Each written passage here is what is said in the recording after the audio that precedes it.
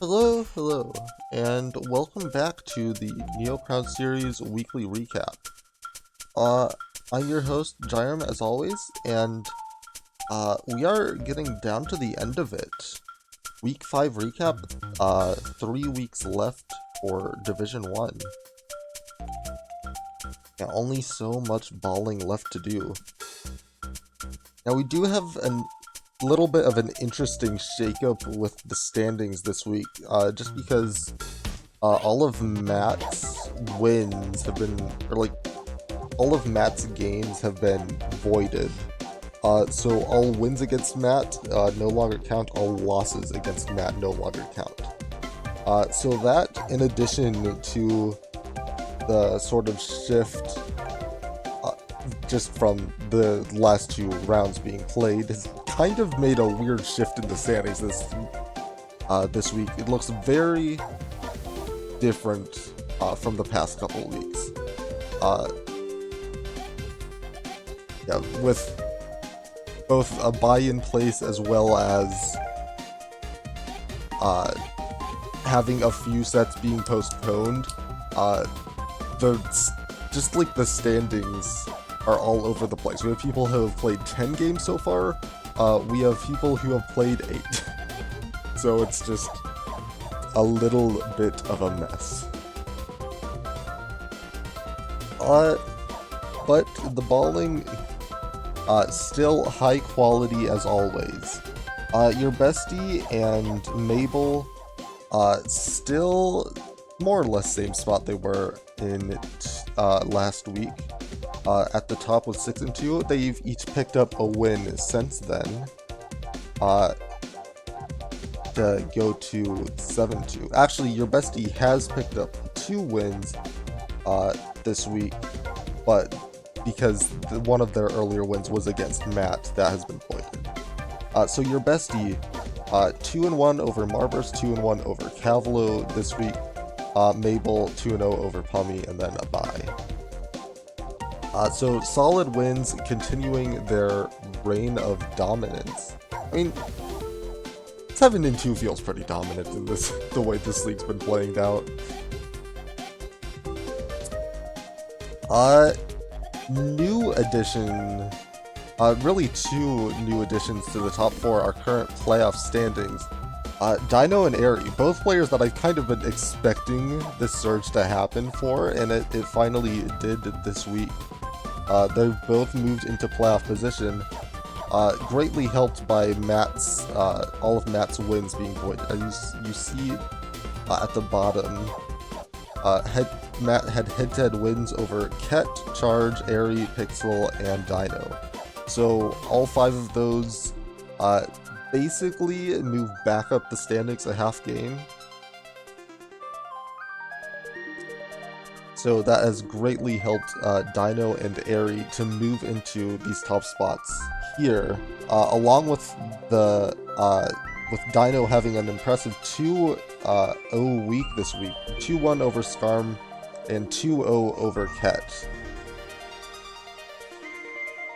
Yeah, that Ket win was very, very huge, because if that set had gone the other way, Ket down at 5-4.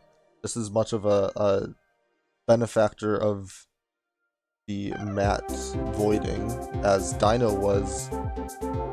If Ket had been able to win that set, Ket would be up here at 6-3 instead of Dino. And then Airy 1-1 this week, 2-1 over Charge, 1-2 over Pummy. So an okay week.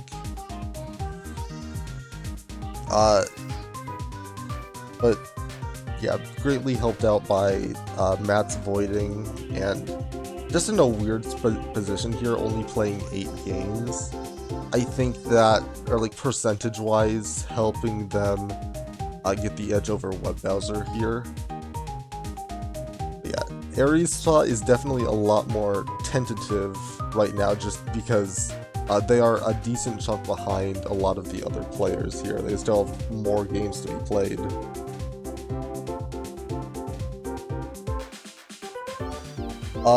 And as I mentioned, Web Browser 6-4 overall.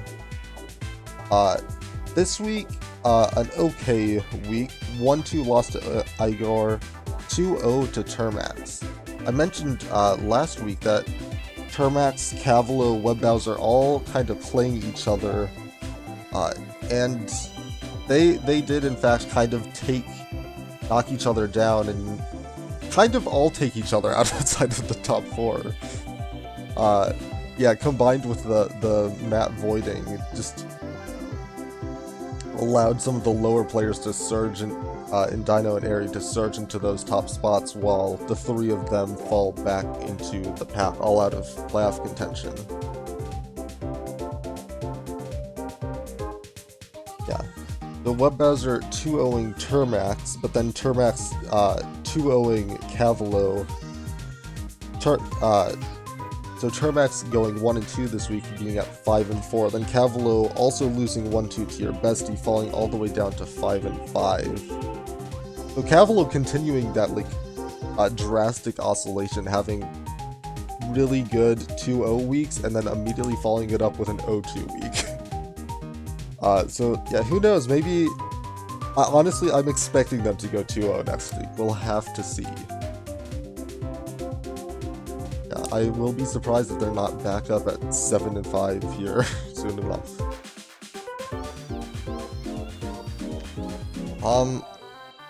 Yeah. I did skip over Ket there briefly. 5-4 right now. Having a 2-0 over Pixelacchio this past week, but then the aforementioned 0-2 to Dino. Huge swing set that could have major implications for playoffs. And then Marburst hanging in there at 5-5. Just the true 500 player of this season. I think every single week they've been sitting at equal wins and losses. Somehow, even after the majority of the league has been given a bye and is now at 9 games completed instead of 10, they still managed to be 500. Truly impressive. But yeah, 1-2 loss to your bestie. 2-0 win over Score.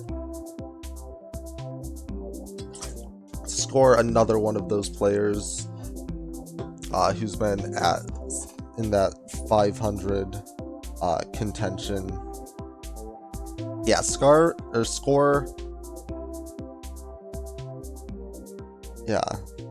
Score falling a little bit behind this week with an 0-2 to Marburst and a bye, so they're not able to make up for that loss with a win.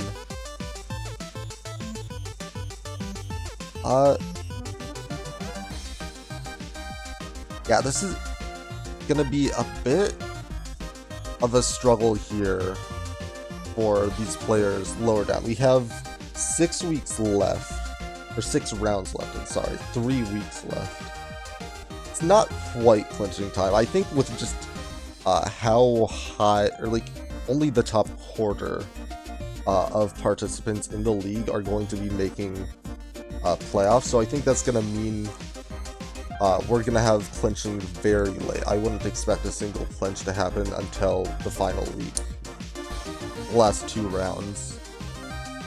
Unless Mabel and Bestie are really able to pull away here, I would be shocked for them to really get a 2-game lead over everyone else. I guess it doesn't have to be everyone else, just, well, everyone except 2 people.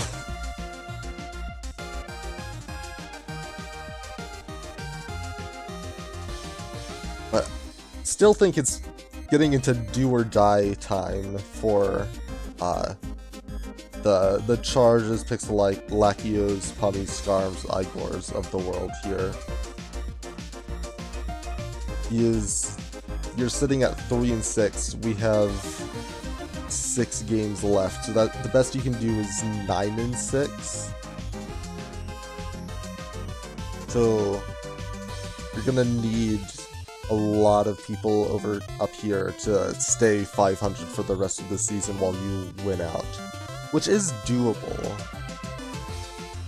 But Not exactly sure how likely that's going to be.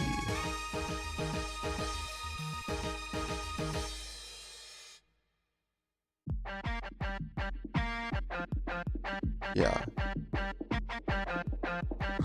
Definitely starting to see more of the playoff picture take shape.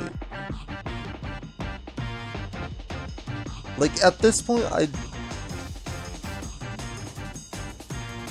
I mean, this is kind of... It's more or less the same, honestly, actually. Like, we still have our chunk of 500 players, it's just Permax and Cat have pulled slightly ahead of the pack. And then Web Bowser, Dino, Airy also having, like, a game edge over everyone else, just barely on inside class, and then your bestie and Mabel at the top. So it's really kind of the same it's been all season. It just looks a little weirder because of the one game difference. We're no longer totaling up to an even number. But yeah, it feels like every week these third and fourth spots have been two completely different players. Like, before it was Termax, Cavalo, Web Bowser. Before that, Termax. Okay, Termax has actually been here pretty consistently, but like, yeah, really all over the place with who's been up there, and at this point it's definitely like going to even out. Although still, there's so many players hovering at 500. It could really just be any of these players go 2-0, and then someone at the top has a bad 0-2 week, and that's a jump. Someone new's up there.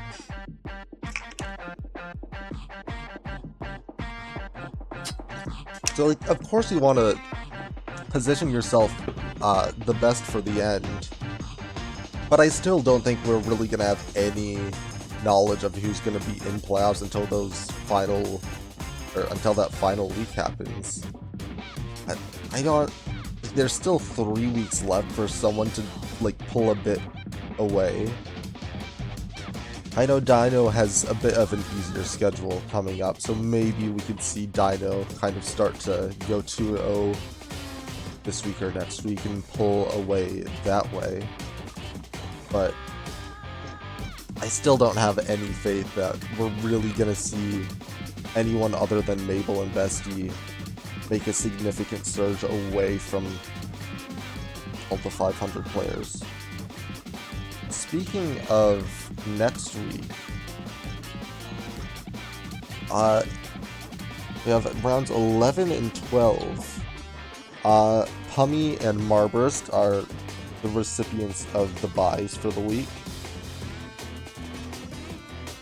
And for interesting matchups, round 11, we have Marburst versus Mabel.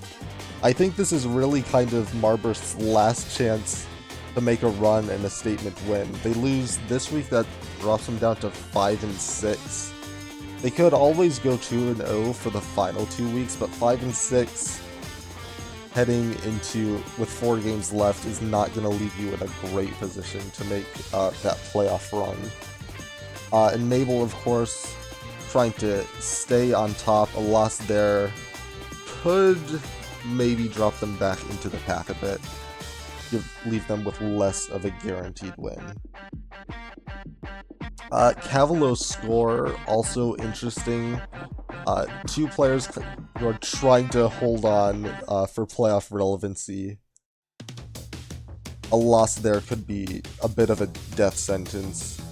Like Marburst, it would leave them at 5-6. They would each have a game for recovery, but still, that's going to be a bit of a rough scenario.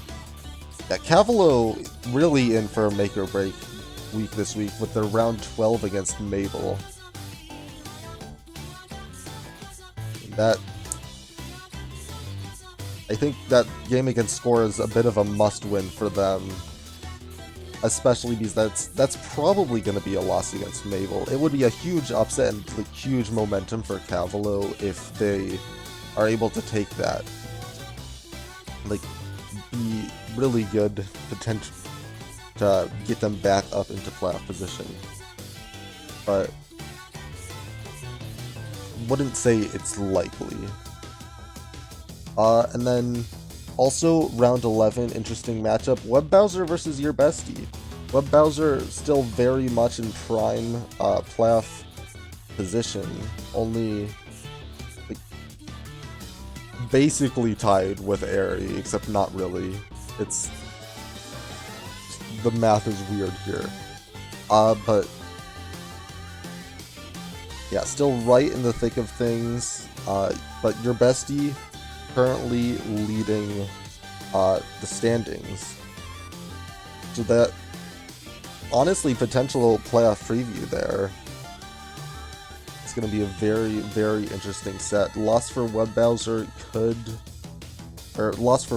would knock them a bit to the pack though. They're still going to be chasing Dino and Airy. Be a bit of a rough spot. Bit of a rough loss for them if they lose that. Speaking of Dino and Airy, they're playing in round 12 this week. Airy, with a bit of just having to play more games to catch up with everyone else. So I think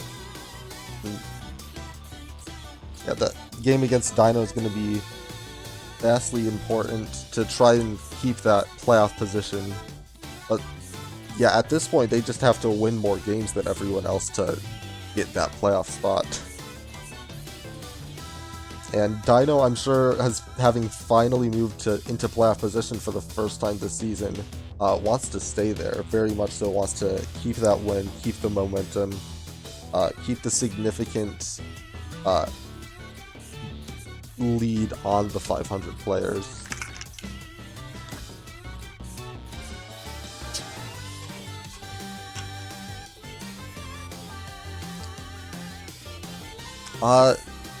Then, also in week 12, Termax versus Ket. Two players that I've mentioned quite a bit in the past, but not really this week. Both sitting at 5 and 4. Very much so in like the range of playoff contention. Only a half game behind Airy. Win there would be huge for the winner, potentially catapulting them into 4th overall. Loss there would be pretty devastating, though, falling back to 500. At this late in the season, like, you're still in it if you're 500, but you don't want to be in 500 when you could be 6 and 4, 7 and 3, much more having control of your own destiny. Just needing to win games to, like, not having to hope people will lose to get into the playoffs.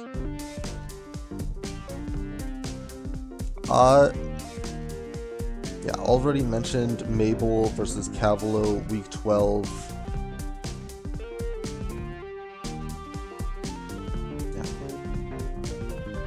Yeah. And then the rest are just matches between people higher in the standings versus lower in the standings, and those have provided a lot of upsets in the past, so definitely potential for the future. I think King of Charge has been doing very well these past couple weeks, although right before I was thinking that in my head and kind of like pseudo scripting for this, and then right at the very end of the week they had to 1-2 lose to Airy, so less momentum than I was thinking heading into this, but still they've been playing much better these past few weeks than they were the upcoming weeks, or in the initial weeks of the season. So But yeah, at this point in the season, you're sitting at 3-6, 2-6. It might be a little too late for that. They're gonna have to go on an incredible run if you want to make playoffs at this point. But anything could happen. Be an incredible story for first season of the Neocrown series. But with that being said, very much so looking forward to seeing the ladders, like, going down the stretch of the season, seeing who's able to make it in playoffs. And then also, we have Div 3 playoffs this week, Div 2 playoffs next week. Very excited for those. And I hope you all are too. But that's a wrap for the Week 5 recap of the Neocrown series.